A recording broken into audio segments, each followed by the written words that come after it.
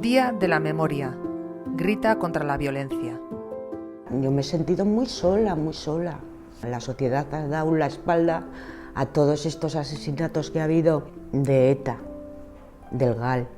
Y luego con el tiempo y haciendo una labor y juntándote con otra gente de diferentes colectivos, te empiezas a sentir acompañado. Y bueno, pues aprendes a vivir con ello, no a perdonar, porque yo siempre he dicho, ¿no?, que yo perdonar, no tengo que perdonar nada. Sí, tal vez tiene que ser la sociedad los que perdone, ¿no?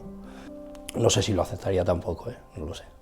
Pero bueno, yo creo que sí me repararía un poco. Que no es que yo tenga que perdonar, porque la persona que debe de perdonar es la que ha muerto, y esa es imposible.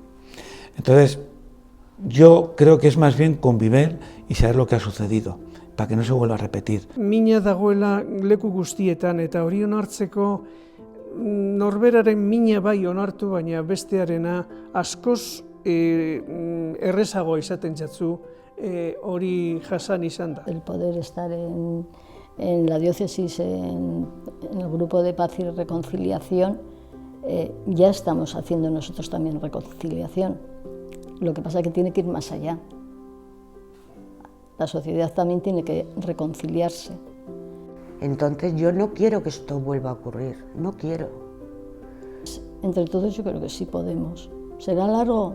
Bueno, pues tendremos que poner todos nuestro granito de arena.